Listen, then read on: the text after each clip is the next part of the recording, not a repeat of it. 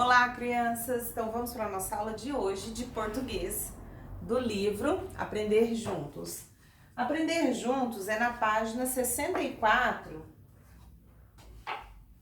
e 65. Deixa eu escrever aqui que eu não escrevi, né? Ó, 64 e 65. Então vamos lá. Dicionário, ó. Estudo do dicionário. Diferentes significados de uma palavra. Bom, eu não vou ler no livro, você tem o livro, você mesmo lê. Então é o seguinte.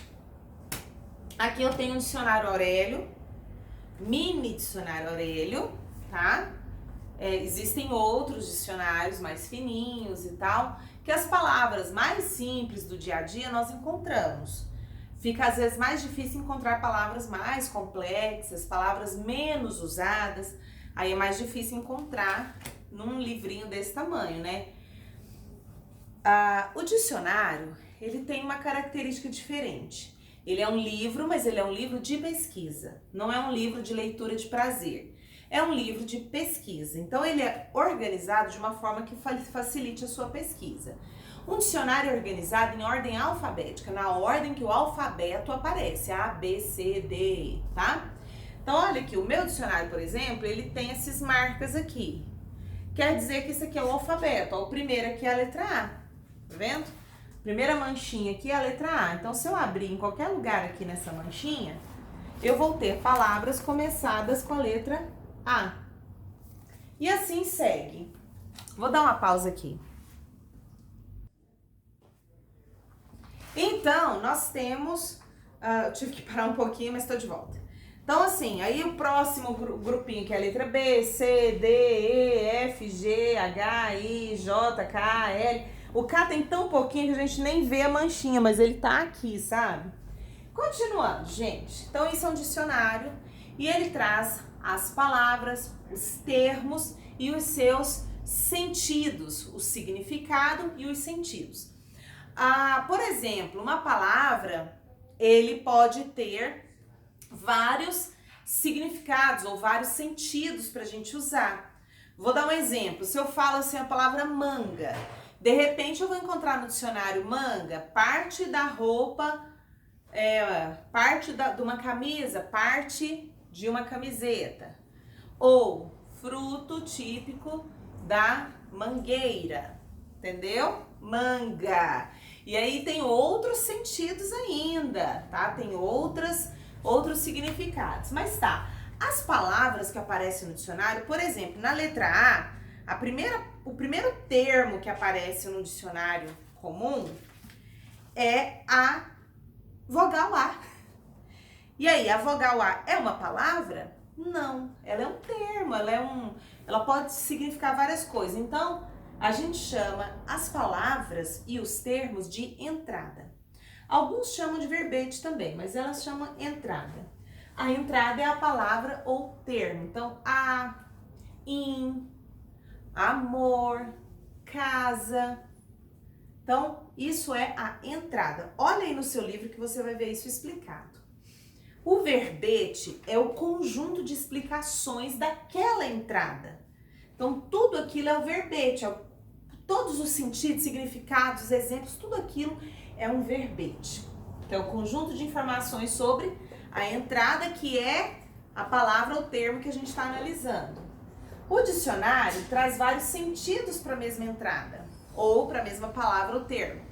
E esses sentidos são chamados de acepções. Então, uma palavra só pode ter 2, 3, 10 acepções, ou seja, 1, 2, 3, 10 sentidos, tá bom? Uma mesma palavra. E aí nós temos essas explicações para você saber usar um dicionário, ok? E aí você vai responder as questões de acordo com o que está pedindo, tá? Você lê a questão número 1, a número 2, releia o trecho, aí você vai reler esse trecho, e aí lá do outro lado você vai pesquisar no dicionário o sentido da palavra casa. E aí você vai escolher qual dos sentidos que aparecem que é mais parecido, que tem mais a ver com a palavra aqui no texto. Ou seja, qual dos sentidos explica melhor a palavra casa utilizada no texto? Aí no número 3, você vai trabalhar com a tirinha. O que é uma tirinha? A tirinha é uma história em quadrinhos. A diferença é que ela é uma história em quadrinhos que ela vai ter de 2 a no máximo 4 quadrinhos. Então, cada quadrinho. Então, uma tirinha, ela é uma história em quadrinhos bem curta, de 2, 3 ou 4 quadrinhos, tá lá a historinha completa. É uma história extremamente curta, mas ela é completa. Ela tem começo, meio e fim. Nesse sentido, a palavra, a história em quadrinhos, ela usa 2 tipos de linguagem. A linguagem verbal, que são as palavras, os sons, que a gente chama de onomatopeia. Pou. Esses aí são palavras que mostram movimento, que mostram barulhos. E as palavras mesmo, né? As palavras que a gente compreende falando. E a linguagem não verbal, que são as imagens, os desenhos colocados ali para trazer, para mostrar a informação. Bom, crianças, de forma geral é isso que vocês têm que fazer hoje, tá? Essas 2 páginas, vocês vão trabalhar com o dicionário, vocês vão trabalhar analisando uma tirinha, tá? E aí vocês vão interpretar essa tirinha, ela tem 3 quadros, que é do Garfield, e aí vocês têm aí na letra A, o que Garfield quis dizer.